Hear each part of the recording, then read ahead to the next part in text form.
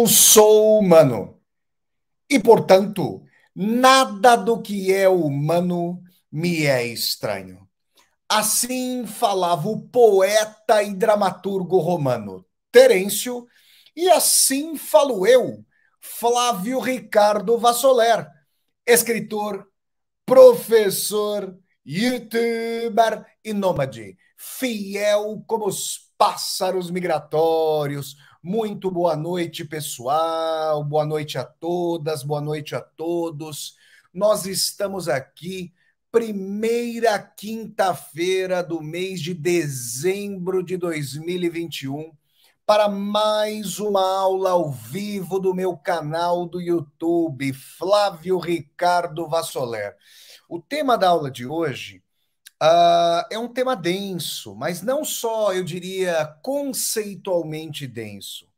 É um tema existencialmente denso. Para Dostoiévski, o ressentimento é um cárcere? Essa vai ser a questão da nossa aula de hoje no meu canal do YouTube. E como sempre, eu peço a vocês, vamos dando um like no vídeo, vamos curtindo esse vídeo, vamos disseminar esse vídeo pelas redes sociais para que nós possamos chegar cada vez mais e mais pessoas.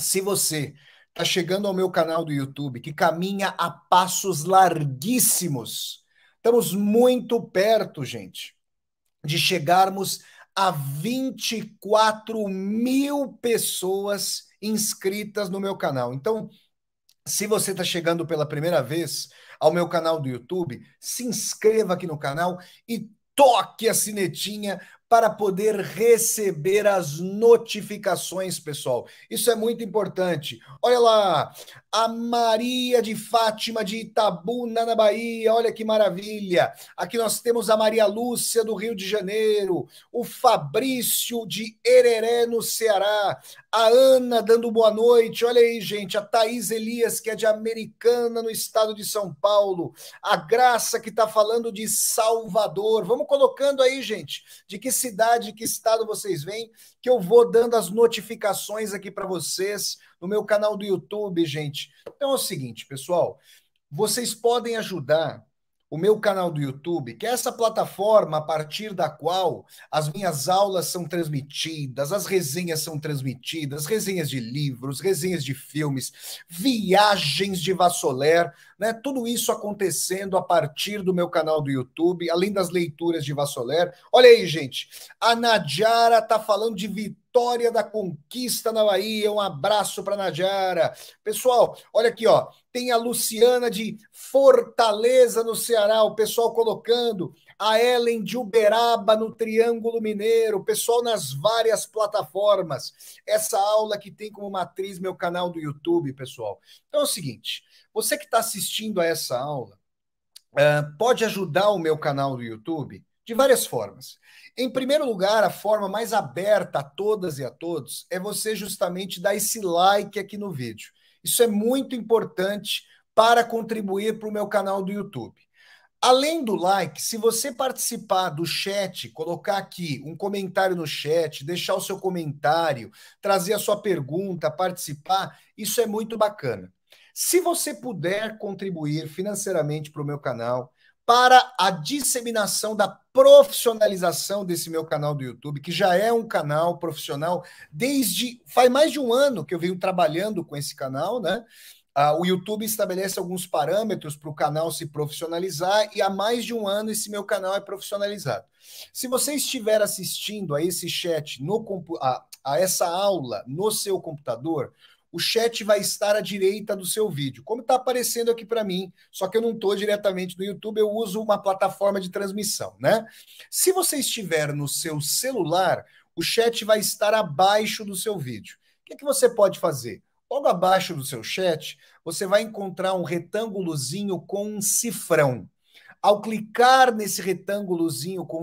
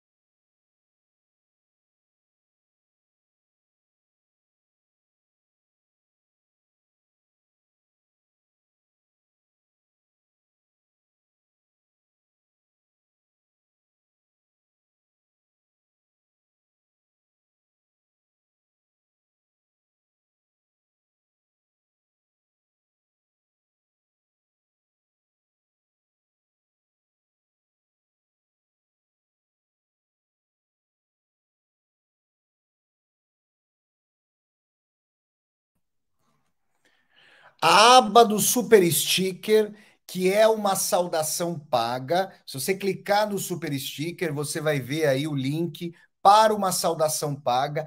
Tem também a aba do Super Chat, que é para você mandar uma pergunta paga e você pode também se tornar membro humanista aqui do meu canal. Dessas três formas, você apoia este meu canal no YouTube e contribui sobremaneira para a manutenção aqui desse canal e deste professor, escritor e youtuber, para que eu me dedique integralmente às atividades profissionais desse meu canal do YouTube, tá bom? A aula de hoje, gente, ela vai ter aí ao redor de uns 50 minutos. Depois eu vou abrir para as perguntas de todas e todos vocês. Quem quiser mandar um super sticker ou um super chat a qualquer momento, eu paro a aula, falo aquele olha lá, olha lá, olha lá, e aí eu respondo a saudação ou a pergunta da pessoa que foi feita a qualquer momento. Se você quiser esperar a parte das perguntas ao final, eu vou escolher algumas perguntas ali para serem respondidas. Tudo bem, gente? Então vamos lá, pessoal. Hoje, o tema da aula, como eu tinha dito para vocês, é o seguinte: para Dostoiévski, o ressentimento é um cárcere? E aí, vocês que já leram Dostoiévski, ou, muito importante aqui dizer, vocês que ainda querem ler Dostoiévski, vão ter a impressão: nossa, será que a obra de Dostoiévski é transpassada por aspectos da mágoa, da dor, do ressentimento? Eu diria a vocês que, em boa medida, algumas personagens sim. E para essa aula de hoje, eu escolhi aqui uma personagem que eu reputo bastante paradigmática em relação ao ressentimento, que é o anti-herói da novela Memórias do Subsolo. O Homem do Subsolo. O Homem do Subsolo, pessoal, me parece uma personagem não só problemática, me parece uma personagem profundamente lúgubre, triste, entre os escombros de si mesma. E sempre que alguém, como as pessoas conhecem, com as pessoas que vão conhecendo o meu trabalho, as pessoas sabem que eu dediquei mais de 10 anos da minha vida, né, ao estudo da obra de Dostoiévski, de suas ramificações com a teoria literária, a sociologia, a filosofia, a psicologia, né, com todos esses aspectos. Quando as pessoas me perguntam, às vezes vem me dizer, nossa, eu gostei muito de Memória do Subsolo. Claro que eu também gosto muito da novela. Mas quando as pessoas me colocam que tiveram identificação com o Homem do Subsolo, isso me preocupa. Porque o Homem do Subsolo é aquela personagem ah, que nós, a meu ver, devemos compreender.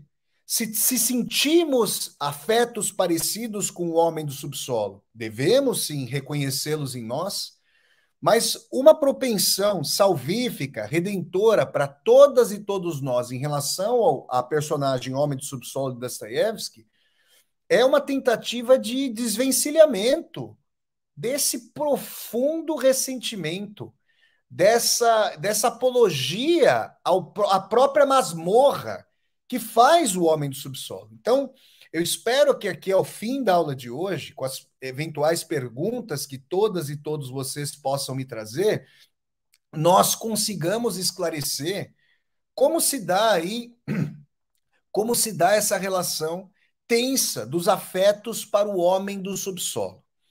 Vamos começar falando um pouquinho sobre, em termos gerais, antes de nós entrarmos aqui de forma propriamente dita em Dostoiévski, sobre como nós poderíamos compreender o ressentimento, né? Quando nós desmembramos o termo ressentimento, então o ressentimento desponta para nós como aquele afeto que retorna. E as pessoas têm uma noção mais ou menos difusa do que é o ressentimento.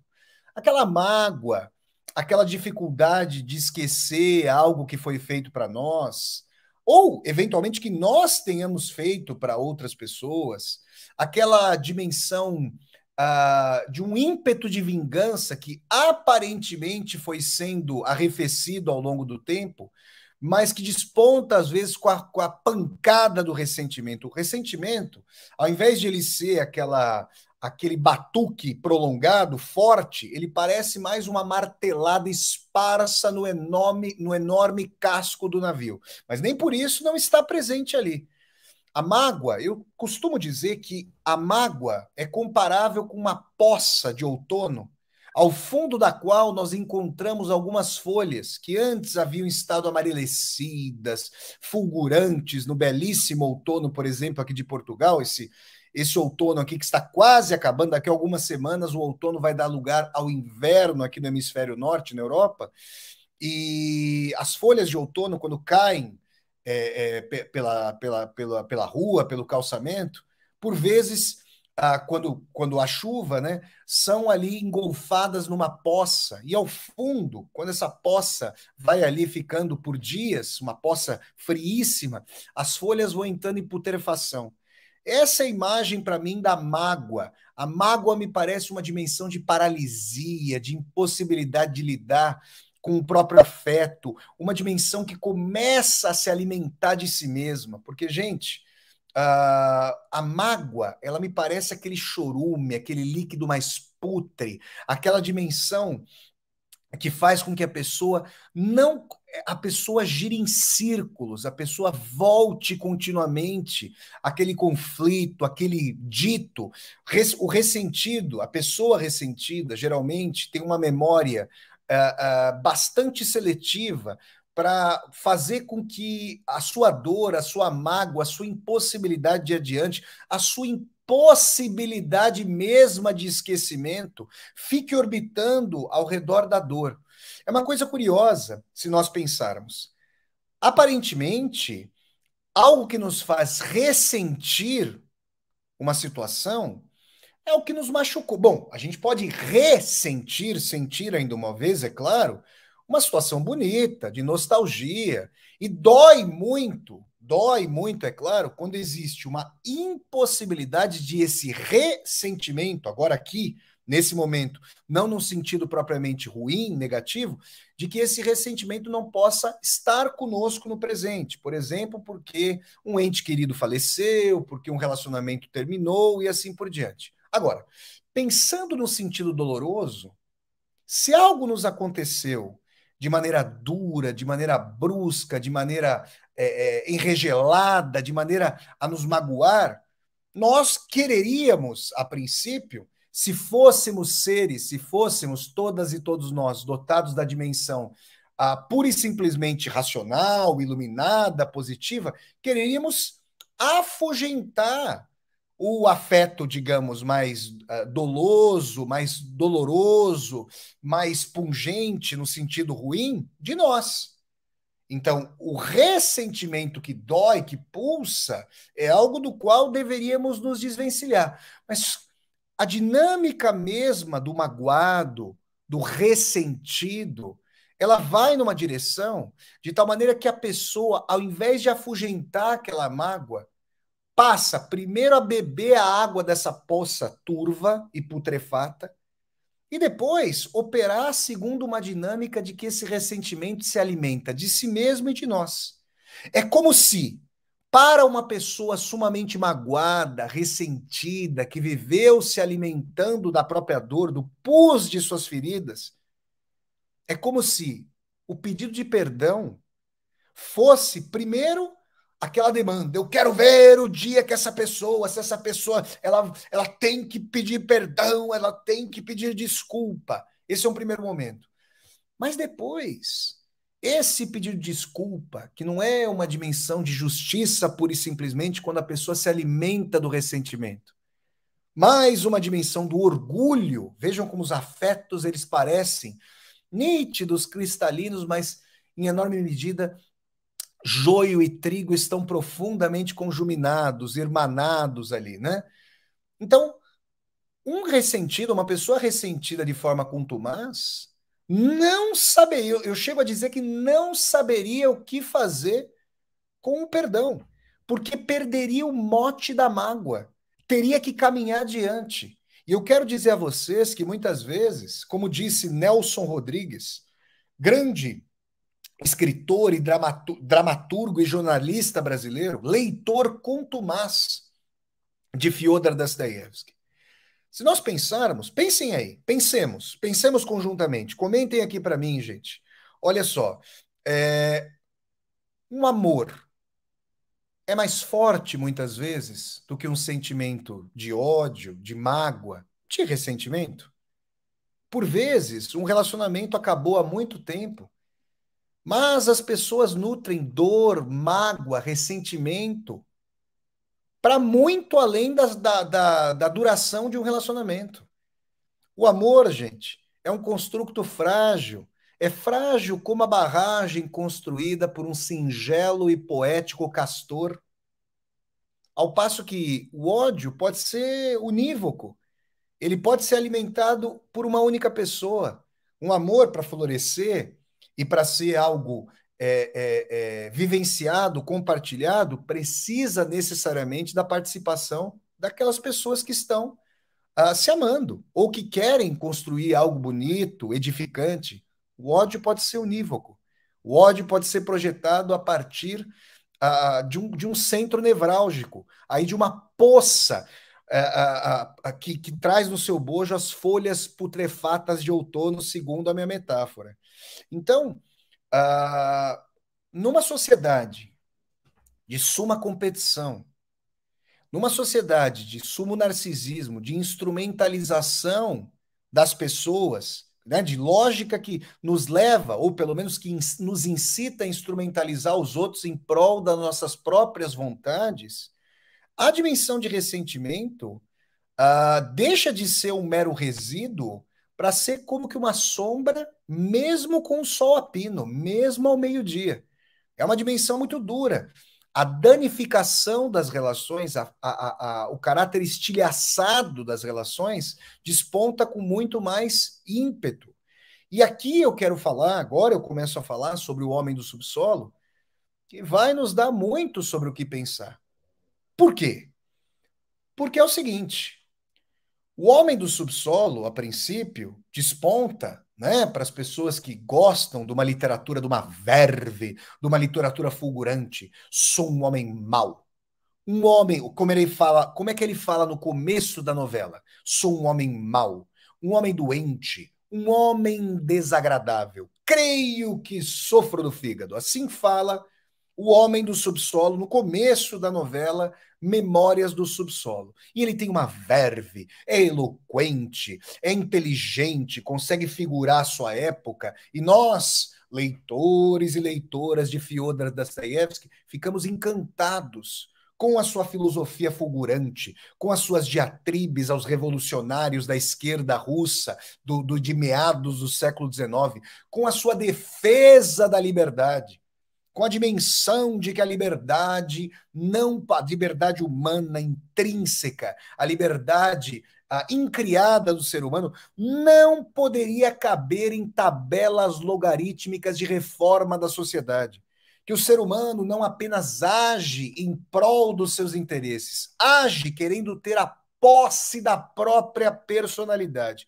Essas são as balizas essenciais da fala do homem do subsolo, e as pessoas que lerem Memórias do Subsolo a partir da primeira parte, ou seja, o subsolo, podem tomar o homem do subsolo como ali um ser prenhe de sua própria liberdade, do sentido de sua significação da vida, querendo buscar um sentido próprio. Só que a primeira parte de Memórias do Subsolo, o subsolo, nos apresenta uma personagem com a minha idade, 40 anos, tá? Imaginem. Eu que felizmente, não tenho nada a ver com o homem do subsolo, né? Não me sinto, felizmente, uma pessoa ressentida, amargurada, magoada. Todas e todos nós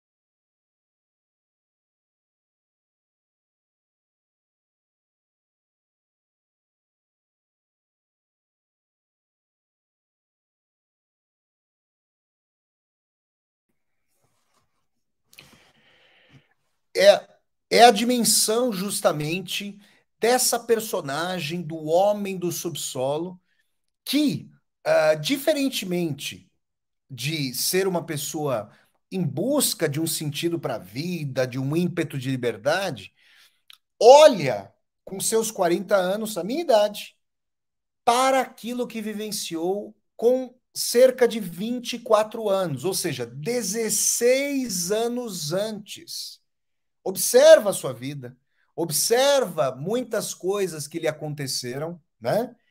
E procura, é preciso dizer, justificar o seu comportamento, vejam vocês, com ações tétricas que havia tomado ali, mesmo tendo sido apresentada a ele a possibilidade de uma vivência, de uma relação para além da dor, para além do ressentimento. Olha, gente, deixa eu só dar um recado para vocês aqui. Hoje, não sei se trata de uma questão aqui de Portugal, no geral, ou se trata de uma questão vinculada à internet aqui da onde eu estou morando, mas tem havido uma oscilação. Então, se você está assistindo aqui a aula e houve eventualmente uma oscilação, me parece que está acontecendo aqui na rede. Eu peço a compreensão de todas e todos vocês aqui. Já conversei com as pessoas devidas para nós termos aí a internet como ela sempre foi apresentada no decorrer aqui desse quase um ano desde que eu cheguei a Portugal, tá bom? Então vamos continuar aqui. Então, o homem do subsolo, ele tem 40 anos quando nos traz as suas ponderações filosóficas de O Subsolo, e na segunda parte da história, quando ele se lembra do que aconteceu, bom, ele continua tendo 40 anos ao se lembrar, mas quando ele fala, né, para nós, quando ele conta para nós sobre a segunda parte, que se chama Acerca da Neve Molhada, nos momentos mesmos da ação, ele diz que tinha 24 anos. E vamos pensar o seguinte: eu não sei se vocês já conheceram uma pessoa que desponta como alguém sumamente magoado ou magoada. Eu me lembro uma vez, nunca vou me esquecer disso. Tinha um amigo, onde ele estiver, faz tempo que a gente não se vê, a vida foi tomando outras direções. Hoje eu estou aqui desse lado do Atlântico, e é uma pessoa muito querida, então nunca comento o nome das pessoas, só me lembro, sei, obviamente, quem ele é, esse meu amigo, uma pessoa muito bacana. Onde ele estiver aí, que ele esteja muito bem. Ele me contou uma vez que foi assistir a uma aula na faculdade, e ele costumava chegar um pouquinho mais cedo. Esse meu amigo fumava, né? Gostava de fumar um cigarrinho. E aí, as pessoas que fumam sabem que também gostam de combinar um cigarrinho com um cafezinho. E aí, esse meu amigo pegou um café, né?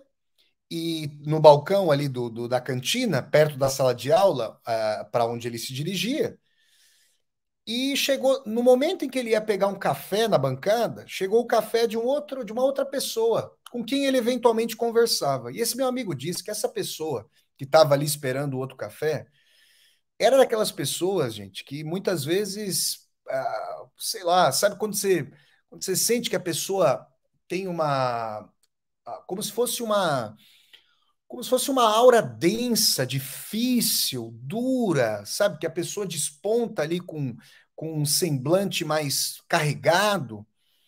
E eles tinham trocado, às vezes, saudações, uma ou outra palavra, sabe? Quando a TV tá ligada na cantina e alguém comenta uma notícia, coisa e tal. Esse meu amigo foi fazer uma gentileza, né? Ele pegou o café para essa pessoa que estava ali perto, né? Pegou o café para si e entregou o café para outra pessoa.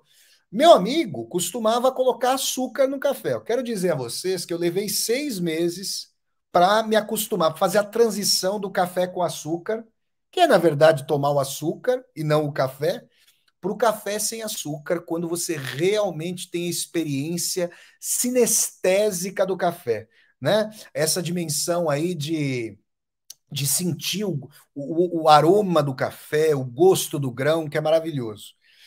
E esse meu amigo tomava café com açúcar. Aí ele passou, né, o açucareiro para a pessoa e falou: ó, tá aqui, ó, se você quiser colocar o açúcar, pode adoçar o seu café. Esse meu amigo disse para mim que a pessoa virou para ele e falou assim: café com açúcar? Eu gosto de café forte e amargo, que é para sentir ainda mais o gosto amargo da vida que eu já trago em mim. Eu nunca me esqueci. Esse meu amigo, ele deve ter dito isso para mim. Eu estava fazendo faculdade à época, eu tinha acabado de terminar a faculdade e estava ali começando o mestrado.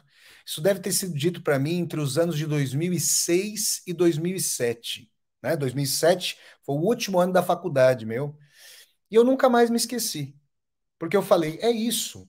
Tinha uma pessoa da minha família, não vou falar quem era, eu ligava para essa pessoa, né? Quando eu ligava para essa pessoa, eu lembro até hoje, né? Fazia um barulhinho assim. O telefone, gente, hoje a gente faz as ligações, né? As ligações são mais imediatas, são mais rápidas. Lá pelo começo da década de 90, quando eu estava ainda, quando era criança, muitas vezes você não conseguia completar a ligação, tinha mais problema e tudo mais. Essa pessoa atendia o telefone já com uma voz carregada, uma voz densa, uma voz grave.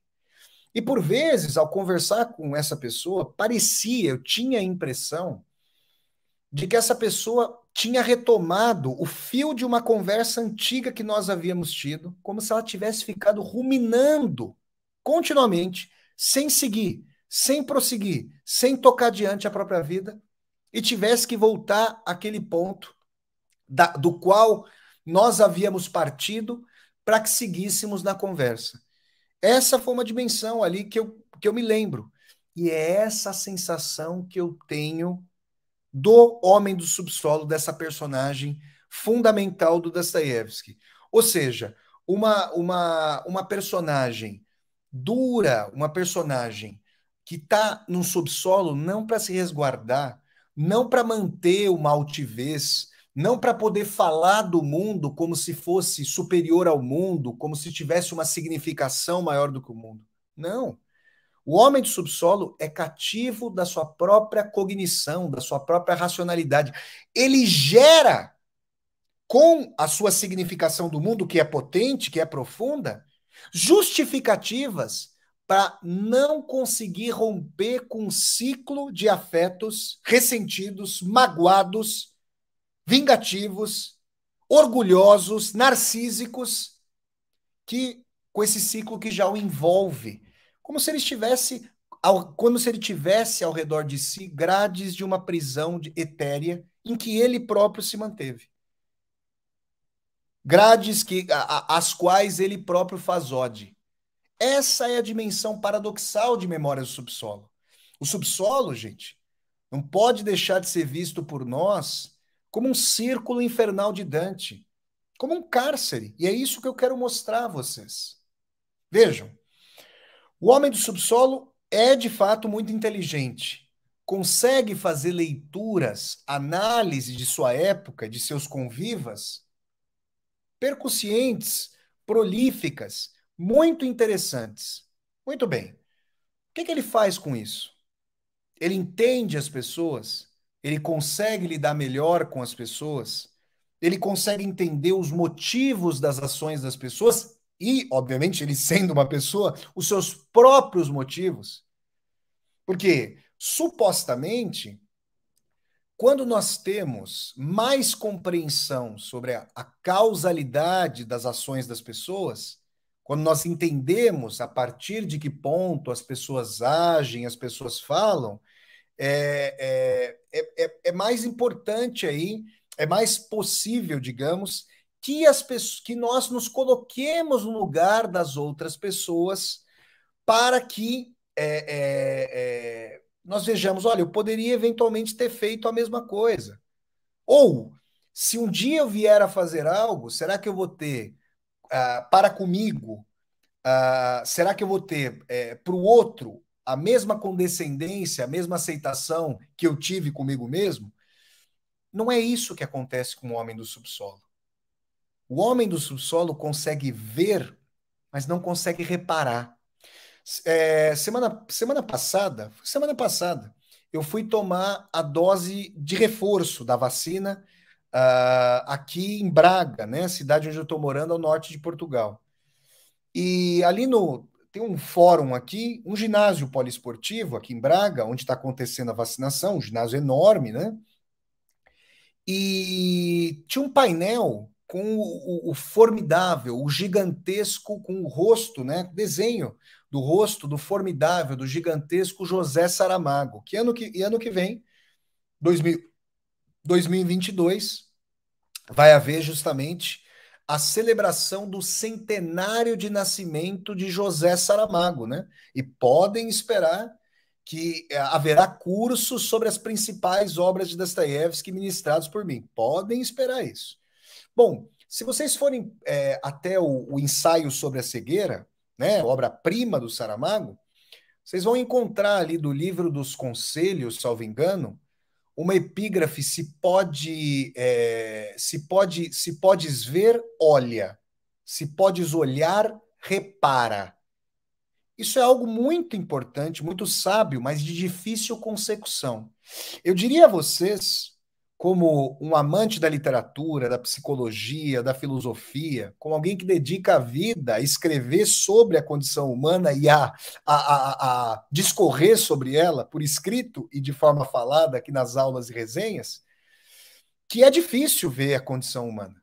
Não é fácil, é um processo difícil, sobretudo porque a condição humana, o observador, a observadora, somos partícipes, somos participantes.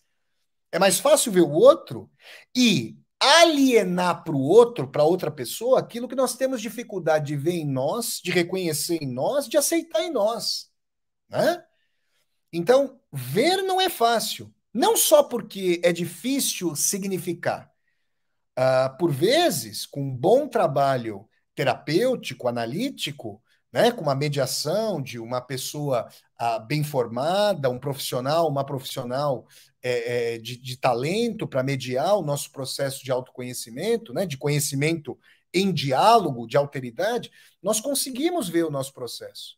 Mas as pessoas que já passamos, né, vejam, gente, vocês lembram da silepse? Vocês lembram da silepse? Não. A concordância em termos de número, às vezes você pode falar assim, às vezes eu escrevo nas minhas postagens: este escritor, tomei a vacina. Mas peraí, o Flávio Vassoler, este escritor não está na terceira pessoa do singular? Você não teria que fazer a concordância do verbo, do verbo com o sujeito na terceira pessoa do singular? Não necessariamente. A silepse de número me autoriza. Lembra? Vocês se lembram dessa figura de linguagem? Se não se lembram, estão se lembrando agora junto comigo. Se a terceira pessoa, se alguém está falando de si, como Pelé, o grande Edson Arantes do Nascimento, o rei do futebol, como Pelé falava de si na terceira pessoa, eu poderia falar, por exemplo, nesse caso, este escritor sou eu. Logo, sendo eu, havendo uma concordância de números do eu, ideológica de mim comigo mesmo, eu posso usar a primeira pessoa. Daí que eu posso dizer: as pessoas temos. Eu não sou uma pessoa, vocês não são, nós nos incluímos, tá bom? Então vamos lá. Isso explicado, as pessoas temos dificuldade em ver, mas quando vemos, quando olhamos, será que reparamos, como sugere a epígrafe de O Ensaio sobre a Cegueira, do gigantesco José Saramago? Olha, todas as pessoas que já fizemos, mais uma silepse de número aqui para vocês, todas as pessoas que já fizemos terapia, sabemos, gente, que não é bem assim, né? Que esse rio, ele não segue escorreito para desaguar no mar, que existem várias sinuosidades, várias dificuldades, várias idas e vindas. Existe um processo longuíssimo do auto-reconhecimento até a dimensão de uma transformação, de atitude, de visada. E muitas vezes é a decepção, desilusão. Desilusão, danço eu, dança você, a dança da solidão. Quem já ouviu esse samba? Já ouviram esse samba? Me falem aí se é do Paulinho da Viola. Grande Paulinho da Viola, da Desilusão. Eu agora não tenho certeza se é do Paulinho da Viola. Alguém me fale aí que eu vou ver isso aí. Agora vejam vocês. É difícil, às vezes a pessoa, né? A pessoa tem, gente, como diria o gigantesco Oscar Wilde, só tô só citando o mestre, Saramago, Oscar Wilde, sem falar do grande Fyodor Dostoiévski. E Paulinho da Viola também, formidável. Não sei se é o Paulinho da Viola, alguém fala aí para mim, hein? Olha lá, Capitu falando que hoje é dia do samba. Ah, hoje é dia do samba? Nossa senhora, gente. O dia do samba.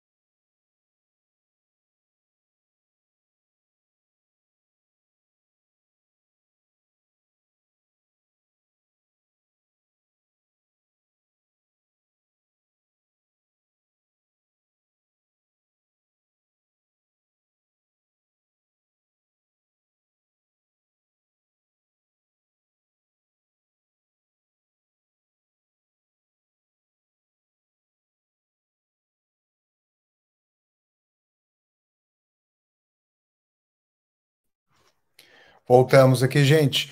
Então, essa dimensão da desilusão, eu estava falando do Paulinho da Viola, ela é dura porque o Oscar Wilde chegou a dizer num dos seus brilhantes aforismos que mais difícil do que realizar um sonho é do sonho abrir mão. Às vezes a gente se coloca a vida inteira para alcançar uma coisa e mesmo que não tenhamos objetivamente alcançado, ou não tendo objetivamente alcançado o sonho, isso machuca muito, abrir mão daquilo, de tudo que nós almejamos, preparamos, do que nós abrimos mão para termos aquele objetivo alcançado, tudo isso dói demais. É um luto que não se relaciona apenas e tão somente à coisa mesma, e sim a toda a aura, toda a preparação, todo o tempo, toda a construção, pavimentação de uma estrada em direção a esse sonho e a esse objetivo. É essa dimensão fundamental que faz com que, por vezes, né, digamos assim, uma pessoa que tinha uma concepção mais idílica, né, do amor, acha que o amor é uma via escorreita. Tem um poeta judeu, nascido, salvo engano, no Egito, o Edmond Jabé, maravilhoso poeta, que diz que a minha estrada segue retilínea rumo a você, mesmo através de oceanos. Vocês já viram uma estrada passar por oceanos? Pois é a força fulgurante da poesia, em diálogo com a densidade da condição humana, que faz com que uma estrada atravesse até um tsunami, mas cheia de idas e vindas, e de estilhaços e escombros, para fazer com que um amor continue e se realize com todas as dificuldades que há em relacionamentos. Então, é essa dimensão fundamental que faz com que, por vezes, uma pessoa que não queira perder a sua imagem idílica do amor, digamos, ao se desiludir com uma relação amorosa, não queira aceitar que a vida tenha mostrado complexidades, sinuosidades não previstas e quer se aferrar à imagem idílica que tinha do amor, da amizade, do trabalho, à revelia do que a vida apresenta. E essa pessoa pode se descolar a tal ponto da realidade que, quando fica, olhem só o que eu vou dizer agora, quando fica aferrada em si mesma com seus valores, pode passar da ilusão para completa desilusão, para a dimensão ali de um ceticismo radical, que é fruto da ilusão. Porque se a pessoa não lida com as intempéries da vida, com as sinuosidades, como é que ela pode aprender se uma ideia é vivaz, se ela tem vida ou se ela é fruto de um deserto de gelo? Olhem os paradoxos. Se aferrar a uma ilusão, não aceitar a vivência mesma das relações, das afetividades ou da falta de afeto e passar para um ceticismo, não querendo perceber que, por vezes, aquela relação não deu certo, Aquela amizade foi fria, enregelada, mas que há outras possibilidades. Mas como se abrir? Como se voltar para o novo? Como sentir que antes aquele peito que se abria, digamos, o peito aberto para o vento, né? A mão franca estendida para a amizade, agora tem medo de ser ferida, né? Tem medo de ser alvejada, tem medo de que a liberdade, que a abertura se transforme não num espaço para o abraço, mas num flanco para uma adaga. São essas questões fundamentais. E o homem do subsolo sabe de tudo isso que eu estou falando aqui. Ele é conhecedor, ele é ciente de todas essas questões que eu estou levantando aqui para vocês. Mas qual é o ponto? Ele diz que por ser inteligente, por ter estudado bastante, por ser um intelectual, por ser reflexivo, ele desdenha do ímpeto de seus muito amigos da época de escola, e vocês conhecem essa expressão, né, que vem do espanhol para o português, muito amigos, ou seja, nada amigos, né? Ele diz que desdenha do fato de que eles só se preocupam com cargos, carreirismos, de que eles não se preocupem em estudar, mas em fazer contatos, para usar um vocabulário bem up to date, até usando a língua do império, né? Fazer networking, né? Não se trata, que coisa mais triste, né, gente? Ao invés de um contato franco, amistoso, a instrumentalização dos contatos. É, gente. É a introjeção da lógica de coisificação neoliberal em cada escaninho da vida, dos públicos aos mais privados. Aliás, quando é que a sociedade contemporânea faz distinção entre o público e o privado, né? De qualquer maneira, isso colocado, o homem do subsolo diz, só que um dos índices fundamentais de leitura da novela Memória do Subsolo é o subtexto. É a ironia que transpassa, que perpassa o texto. É muito fundamental essa ironia. E a ironia, ela sulca caminhos pelo texto. Ela sulca movimentos subreptícios pelo texto. Então, o texto eivado de ironia, ele tem o texto de primeiro plano e o texto de fundo. E o homem do subsolo sempre se desdiz, seja por suas próprias falas, indo para um lado e voltando, seja por suas ações. Ele diz, vejam vocês, ele diz que não se importa com as colocações de seus convivas, de seus muito amigos, que não se importa com a busca por cargos, carreirismos, por contatos. E se ele não se importa mesmo, se ele gostaria de ter uma amizade franca, olha, o que é que ele está fazendo se preparando para ir a um jantar ali organizado por esses muito amigos, às custas de não pagar o salário de um seu funcionário, querendo se vestir garbosamente. Ou seja, ele não era tão altivo, tão intelectualmente colocado, por que ele estava ali querendo essa dimensão de aceitação? Porque ele não havia, de fato, desconstruído em si próprio essas pontes com aquilo que nós poderíamos chamar de arroz de festa, de vitrine. Ele, que tanto criticava essa lógica coisificada, talvez o fizesse por não conseguir manejar habilidades duvidosas que os muito amigos tinham. Esse é um dos ímpetos do ressentimento. O ressentimento é irmanado à vingança, à mágoa, à impossibilidade de perdoar, à impossibilidade de esquecer, e a inveja.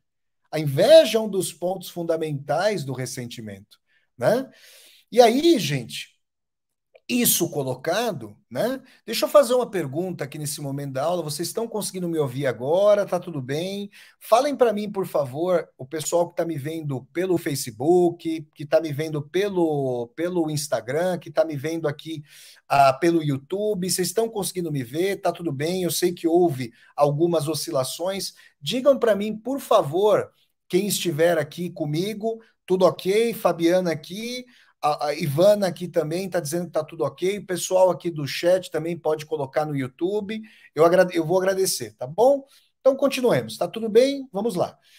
Então, pessoal, isso colocado, beleza, obrigado, Meire, tudo certo, Otávio falando que tá tudo certo, o áudio tá bom, beleza, tudo bem, aí, obrigado, Selma, obrigado, pessoal, Pablo, Glória, sabe o que é legal? Obrigado, Marcela, o que é legal, né, é que quando eu faço esses pedidos, aí vocês emergem do oceano, digamos, daqui da rede, e eu fico sabendo quem são as pessoas que estão assistindo a aula, vocês aparecem aqui. Tudo bem, então vamos lá, gente. Muito obrigado pela manifestação. Isso colocado, né? Isso colocado. O homem de subsolo, ele falava mal desses muito amigos, dizendo que eles não eram estudiosos, que eles eram arroz de festa, porque ele queria estar na festa. Ele queria ser um apaniguado. Ou seja, é um baita do invejoso. Quantas pessoas vocês não conhecem que ficam criticando, porque o outro deu uma festa assim, assim, assado, que a pessoa queria ter sido convidada para aquela festa. Já viram isso, não? Ah, com certeza viram. Então, gente, é duro, é triste isso. Vejam, vejam, sintam isso. Leiam com parcimônia, leiam como Nietzsche, que escreveu uma carta para o seu amigo Overbeck, e falou que leu Memórias do Subsolo sentindo a verve e o sangue fervilhar.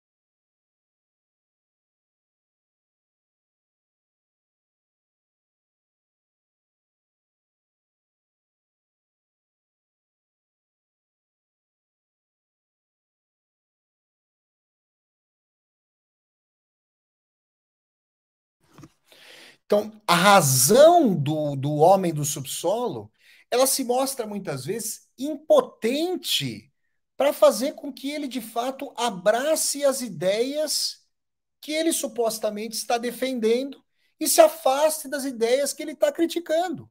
Percebam que a razão aqui desponta como justificativa. E eu quero dizer a vocês que é muito importante isso, por quê?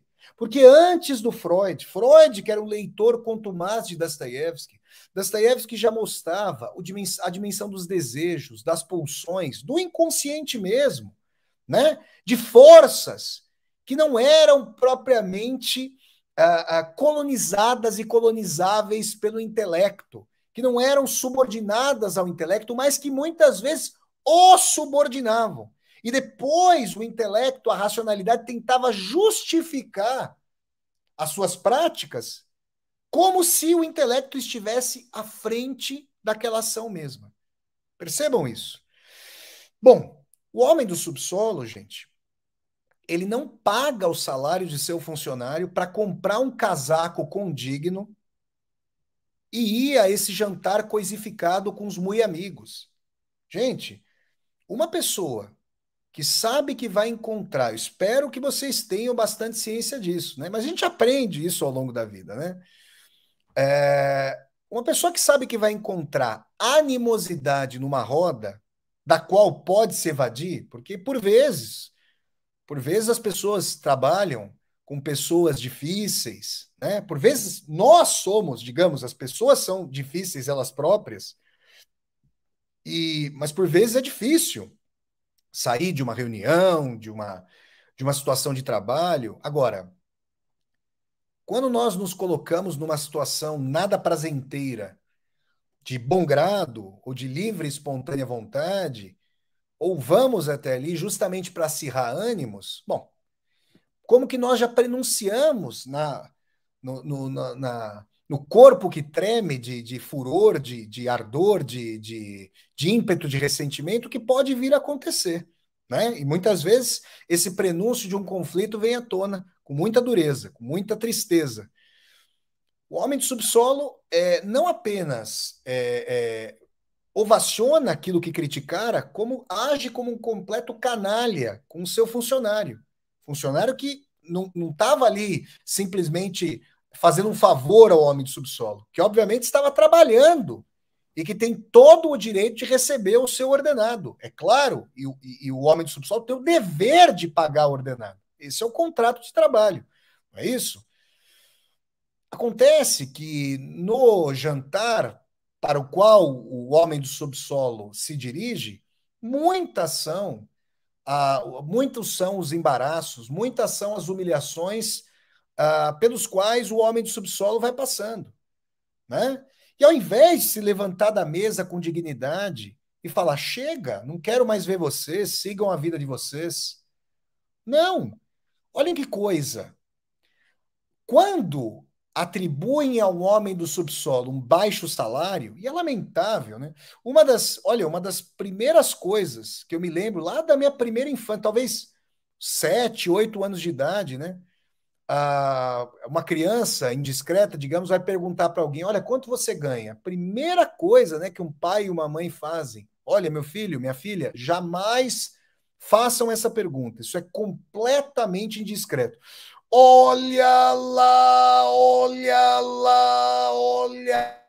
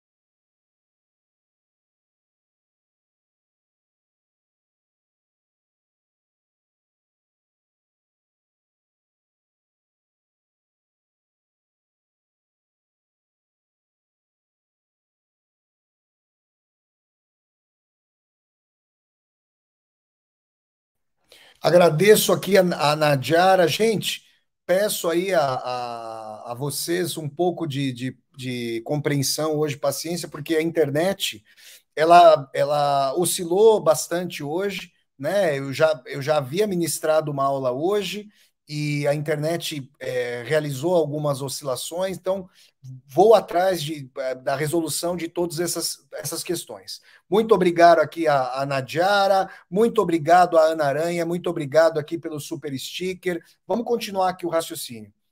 Muito obrigado a vocês, gente, pelo apoio. Muito obrigado. Que eu digo então a vocês ali, pegando o fio da meada aqui? Vamos lá, gente. Eu estava dizendo a vocês. Quando as pessoas, por exemplo, eu estava dizendo que lá, quando eu era criança, os pais ensinavam: olha, não pergunte para alguém quanto uma pessoa ganha, isso é indiscreto, isso é uma falta de respeito, isso é uma falta de educação, isso é uma invasão de privacidade. Agora, o jogo social a que nós pertencemos, de que nós fazemos parte, é um jogo de uma competição torpe, triste, trágica, para ver quem ganha mais, para ver quem tem mais sucesso, né? Olha, não deveria haver competição, sobretudo para ver quem é mais feliz, que a felicidade das pessoas fosse algo que se irradiasse. Mas nós sabemos que a história humana tem muito de tragicidade e dor, né? Som e fúria, diria William Shakespeare, não é isso? Agora, se alguém age de maneira brutal, de maneira a deixar a outra pessoa vexada, constrangida, humilhada, envergonhada, olha, primeiro que a pessoa sendo alvo disso, poxa, deveria simplesmente se retirar, não diria nem revidar, porque assim, é uma coisa tão baixa, tão triste, querer colocar as pessoas, sobretudo num sentido público, em situação de embaraço e constrangimento, isso é lamentável. E às vezes deveria imperar a solidariedade para com uma pessoa que está sendo constrangida, pelo amor de Deus. Agora, isso colocado, né, dificuldades aí colocadas, uma coisa muito importante que nós devemos dizer é que aquele homem do subsolo altivo, aquele homem do subsolo que se autoafirmava, se autorreforçava, o que acontece com ele?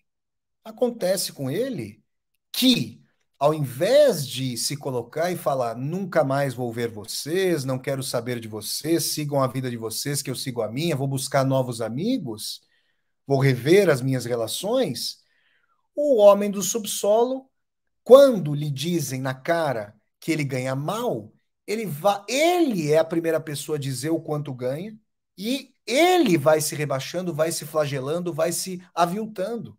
Como se ele, vejam vocês, aferisse verdadeiro prazer com a dor que lhe impingem. Essa é a dimensão daquele que, de tanto se apartar dos demais e de tanto se alimentar do charco lodoso de sua própria mágoa, acabou se transformando em carcereiro da própria cela, em algoz de si mesmo. E já não consegue se desvencilhar da mágoa, do ceticismo, da dor, projetando para as pessoas aquilo que ele próprio fermentou em si. Vocês já conversaram com uma pessoa que fica muito sozinha e que não cultiva propriamente a sua solidão? E a pessoa, quando começa a conversar conosco, parece falar em solilóquio, sozinha.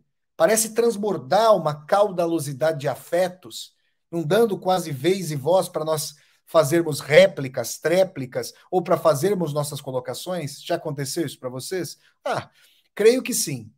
É nesse preciso sentido que o homem do subsolo é um prisioneiro do seu subsolo. E as memórias do subsolo bem poderiam ter como título rancores do subsolo, mágoas do subsolo, ressentimentos do subsolo. Para nós aqui, né, chegarmos, digamos, ao fulcro da nossa aula, né, para depois abrir para as perguntas de vocês, eu agradeço a todas. Antes de eu prosseguir, deixa eu fazer mais uma pergunta a vocês. Por favor, agora está tudo bem? O áudio está bem, a imagem está indo bem, está fluindo. Quem tiver no Facebook, quem tiver no Instagram, quem tiver, sobretudo, aqui no meu canal do YouTube, no chat da aula, coloquem para mim, por favor, se vocês estão conseguindo me ver e me ouvir bem. A Renata está dizendo aqui que está bem. Obrigado, Renata.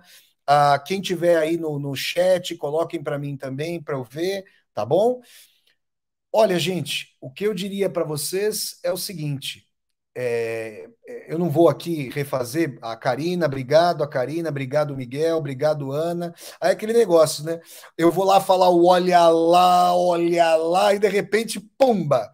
É igual, teve uma transmissão de jogo de futebol, nunca vou esquecer isso, gente, essa eu nunca vou esquecer. O narrador, não vou falar o nome de ninguém, né?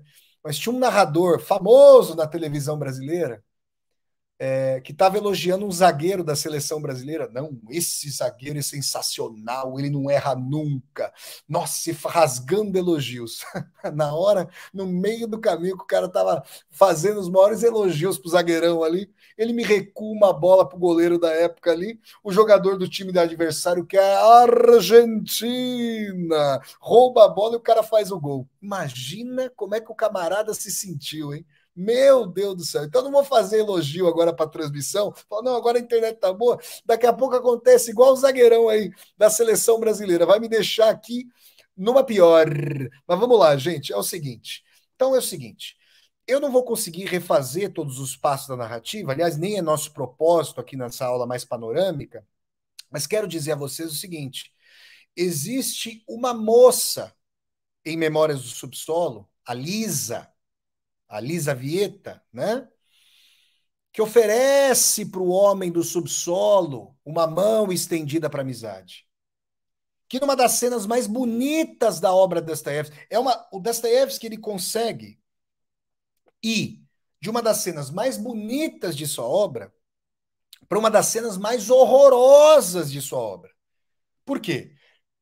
Porque quando a Lisa o visita em sua casa, o homem do subsolo estava se sentindo, digamos, o apequenado dos apequenados. Ele, que era orgulhoso por excelência, que se alimentava do pus de seu orgulho, porque o orgulho é um cancro, né?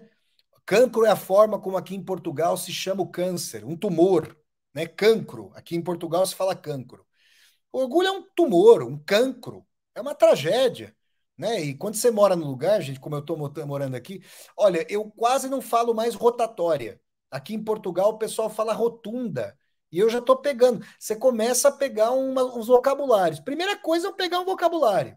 Aí daqui a pouco por exemplo, eu não consigo notar sotaque das diferentes regiões. Ainda não consigo. Teria que apurar mais o ouvido para discernir melhor, digamos, o português de Portugal.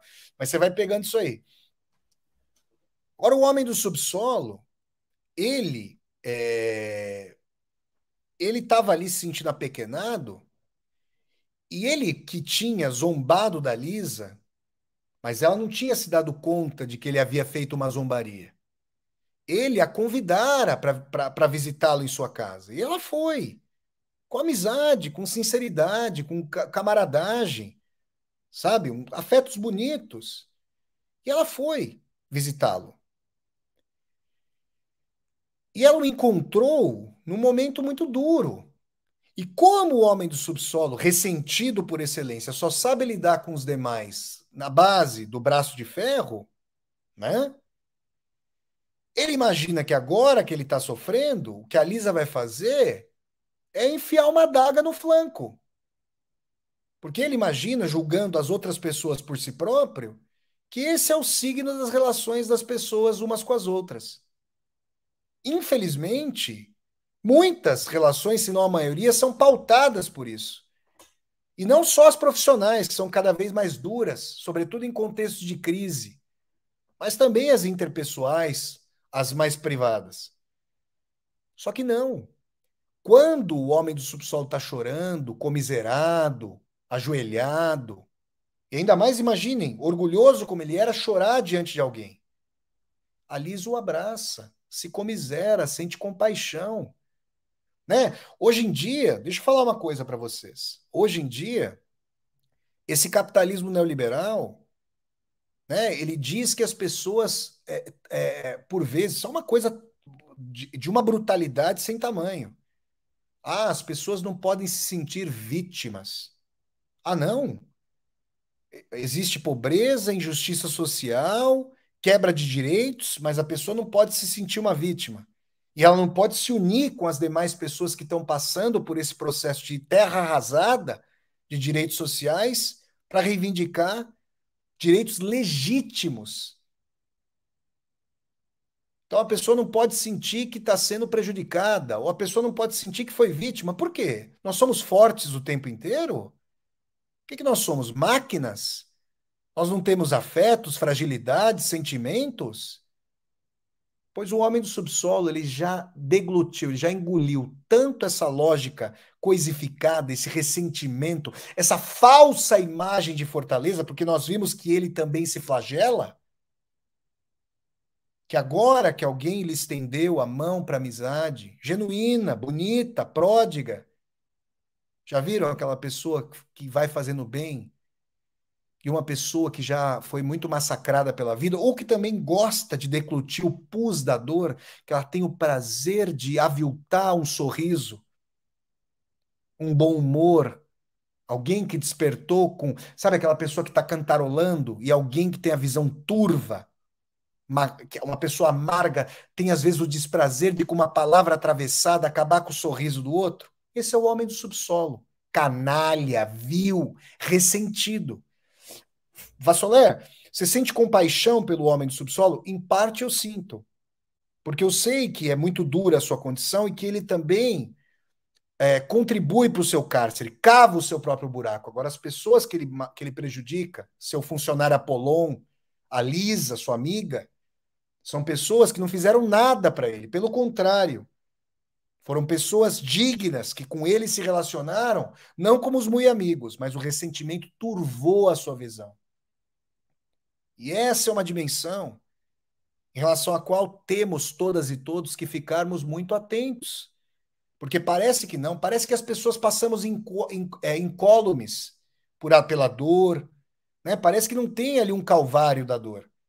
Que nós saímos como entramos, nós saímos de uma relação como nela entramos, não é verdade?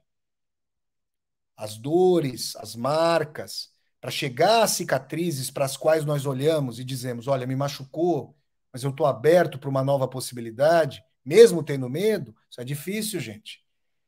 E Memórias do Subsolo, eu diria até agora, claro, Memórias do Subsolo tem vários sentidos, mas o sentido da aula de hoje, Memórias do Subsolo, é aquele caso clínico, digamos assim, aquele caso da condição humana que nós lemos para nos entendermos, se for o caso, se houver empatia, e para que nós busquemos essa dimensão de cicatrização do espírito, que é fundamental para todas e todos nós.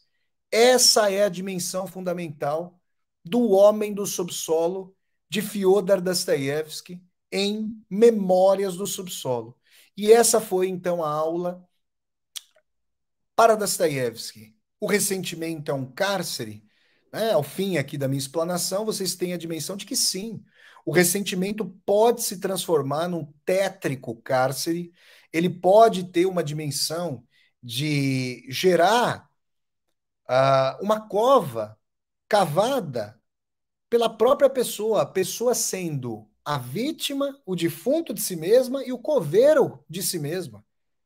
A pessoa se aterrando, a pessoa com a mágoa entrando num charco, numa areia movediça, que ela se esforça por afogá-la, naufragá-la, soterrá-la. Perceberam, gente? Esse é o ponto, esse foi o ponto, então, da nossa aula de hoje. Muito obrigado pela audiência de todas e todos vocês. Eu abro agora para vocês, por favor, aqui para as perguntas de vocês. Vocês podem fazer as perguntas de vocês aqui no chat da aula. Façam as perguntas, por favor, em caixa alta, para eu saber que vocês estão conversando comigo, se remetendo a mim. Por favor, tragam as perguntas de vocês aqui. E vamos dando um like no vídeo, vamos curtindo esse vídeo, vamos disseminar esse vídeo pelas redes sociais para que nós possamos chegar a cada vez mais e mais pessoas. Como eu digo, você está chegando ao canal pela primeira vez, se inscreva aqui, toque a sinetinha para poder receber as notificações, tá bom? Vamos lá para as perguntas? Mandem suas perguntas em caixa alta, deixa eu ver as perguntas que já chegaram aqui. Vamos lá, gente. Olha a Maria de Itapetininga, em São Paulo. Olha lá, gente, deixa eu ver se chegou alguma pergunta. A Juíra Fonseca está elogiando a aula, a Karina também. Obrigado, Juíra. Obrigado, Karina. Vamos lá. Deixa eu ver aqui se tem mais perguntas de vocês. Olha aqui, ó, o Wilson falando que agora o áudio tá bom, o vídeo tá bom e a exposição tá ótima. Obrigado, Wilson. Valeu, meu amigo. Podem fazer as perguntas de vocês, gente. Vamos lá, deixa eu ver aqui. Vamos lá, deixa eu pegar aqui o cursor, gente, procurar as perguntas de vocês. Espera lá. Deixa eu ver aqui, deixa eu ver que o pessoal tava falando, né? Olha o Kevin. O Kevin está dizendo assim: é bem isso. As pessoas só sabem julgar e criticar e não conseguem se colocar na situação, se enxergar. Pois é, gente. Essa dimensão aí de alteridade, essa dimensão de nós conseguirmos nos colocar, de nós conseguirmos nos posicionar no local, no lugar dos outros, e nós percebermos, isso é difícil, gente. Com seres egovoltados como nós, a dimensão de que primeiro nós passamos por um dissabor para depois entendermos aquilo pelo que as pessoas passam, sobretudo com base em consequências das ações que tomamos, essa é uma dimensão fundamental. Deixa eu ver aqui, gente. O Otávio faz aqui uma pergunta. Vamos ver. Professor, faço apenas uma pergunta. A parte mais lúgubre do pensamento do homem ridículo, bom, o Otávio está perguntando do homem ridículo, que é uma personagem do conto O Sonho de Homem Ridículo, né? Porque hoje eu falei do homem do subsolo, mas vamos ver aqui se tem correlação com o tema da nossa aula. pode ser comparado às memórias da personagem apresentadas? Pode, Otávio, pode sim. É que o homem ridículo, na primeira parte do conto, é mais radical do que o homem do subsolo. O homem do subsolo ainda é o arroz de festa. Ele ainda quer participar, mesmo não participando mais de nada, mesmo sendo um cativo do subsolo, ele ainda fica remoendo ali os escombros de outrora. O homem ridículo, ele vai no primeiro momento ao ápice do niilismo, né? Ali não é só amargura, ali é falar chega, é buscar o suicídio, o horror. Felizmente, o homem ridículo vai reverter com uma vivência espiritual e transcendental essa dimensão do niilismo. Inclusive, gente, deixa eu falar para vocês que eu tive a alegria, a satisfação. Quero agradecer, inclusive, ao Daniel Lameira, que me convidou para escrever, editor da editora Antofágica. O Daniel me convidou para escrever um dos pós-fácios de uma edição belíssima do conto O Sonho de um Homem Ridículo, que saiu agora em novembro pela editora Antofágica. Então, se vocês adquirirem o livro O Sonho de um Homem Ridículo, da editor, do Dostoiévski, publicado pela editora Antofágica, vocês vão ter acesso a outros textos, né, de outras pessoas. O Siddhartha Ribeiro, neurocientista, escreveu um prefácio, um pós-fácil. A tradutora Cecília Rosa escreveu um pós-fácil. O Celso Frateschi, ator que interpretou o Sonho de Homem Ridículo no Teatro Ágora, em São Paulo, escreveu um pós-fácil. E este escritor, professor e youtuber também escreveu um pós-fácil. Tá bom, gente? Vamos lá. Deixa eu ver aqui. Vamos ver aqui. Deixa eu ver. A Maria de Fátima está perguntando se eu conheço algum trabalho de psicologia sobre essa novela. Maria de Fátima, você consegue usar índices de procura aqui na internet, vendo muitos artigos sobre Memória do Subsolo, que é um texto altamente psicologizável. E quero dizer a vocês que, em diálogo com aspectos da psicologia, da psicanálise, essa aula foi feita, tá bom, querida? Deixa eu ver aqui. A Nadiara está falando assim: professor, estou me iniciando na obra de Dostoiévski a partir de Crime e Castigo. Nadiara, querida, você, claro, fique à vontade. Aqui no meu canal do YouTube, eu já fiz um vídeo do Vassoler Responde, dizendo a vocês que a porta de entrada mais fundamental para a obra de Dostoiévski é Recordações da Casa dos Mortos. Inclusive, eu também fiz um vídeo sobre se há uma sequência boa de leitura das obras de Dostoiévski. Sugestões de um estudioso da obra de Dostoiévski. Logo no primeiro capítulo dessa obra, eu vi indícios de ressentimento em Raskolnikov.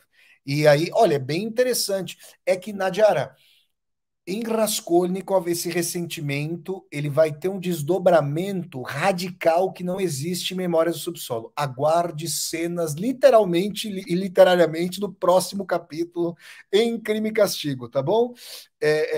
Deixa eu ver aqui. O Gustavo, deixa eu ver aqui. Grande abraço, caríssimo professor. Quem está mandando esse abraço é o Carlos Martins, aqui do Recife, em Pernambuco. Deixa eu ver aqui que mais que nós temos perguntas aqui. O Gustavo está perguntando assim: Vassoler, dizem que o psicopata tem mais chance de sucesso, entre aspas, aqui, porque não tem consciência com paixão. Você acha que essa pressão para dar certo empurra as pessoas para o niilismo? Gustavo, primeiro que essa definição, né, que se traz, que a gente ouve comumente do psicopata não tendo afeto, então ela deveria ser transformada em sociopatologia, porque a nossa sociedade, ela nos traz a dimensão de que não tenhamos empatia e alteridade, sobretudo no ambiente de trabalho e não só, né? Porque nos vemos cada vez mais como competidoras, competidores, isso fratura relações amorosas, relações de amizade, relações de trabalho, né? E sem dúvida, essa dimensão de engolfar, de encalacrar os afetos, destrói a nossa propensão aí para alteridade. E por que as pessoas estão tão dopadas, recebendo remédios prescritos industrialmente? Né? Será que é só pelos lucros da indústria farmacêutica, né? Das prescrições em massa? Como lidar com esses afetos para pessoas que não podem externar afetos, senão podem ser vistas como fragilizadas? O ressentimento, às vezes, tem um índice de sanidade na medida em que a pessoa se ressente por não poder externar a sua docilidade, a sua bondade, o seu ímpeto de amizade, né? Vamos lá, gente. Mais alguma pergunta? Pessoal, quero dizer a vocês aqui hoje que nós tivemos, né, nessa aula algumas oscilações da internet, mas eu agradeço muito a todas e a todos vocês que continuaram, né, comigo aqui na aula, vão revê-la, que podem assistir a essa aula depois em outros momentos e tudo mais. Muito obrigado a todas e a todos vocês que acompanharam essa aula de hoje. Para Dostoiévski, o ressentimento é um cárcere. Muito obrigado, gente. Deem um like aqui no vídeo, curtam o vídeo. Neste sábado, às 10 horas da manhã, eu farei a resenha da sexta parte do Decálogo, obra-prima do diretor polonês Krzysztof Kieslowski. Nesse Decálogo 6, o que está em jogo é o amor, com a temática não cometerás adultério. E é uma dimensão muito bonita, esse decálogo é muito bonito, vocês vão ver. É uma dimensão linda. No domingo, neste domingo, às 11 horas da manhã, as viagens de Vassoler levarão vocês ainda uma vez para a belíssima cidade de Salamanca. É o último vídeo feito nessa linda e histórica cidade espanhola de Salamanca. Depois nós iremos a Santiago de Compostela. Meus amigos, minhas amigas, muito obrigado pela audiência. Um grande abraço a vocês. Apareçam sempre no meu canal. Deixem o comentário, disseminem pelas redes sociais. Cresçamos, estamos chegando a 24.000 pessoas inscritas aqui no meu canal do YouTube. Obrigado, gente. Grande abraço, pessoal. Tchau, gente. Valeu, pessoal. Valeu, valeu. Até a próxima semana, gente. Tchau, tchau. Valeu, valeu, valeu.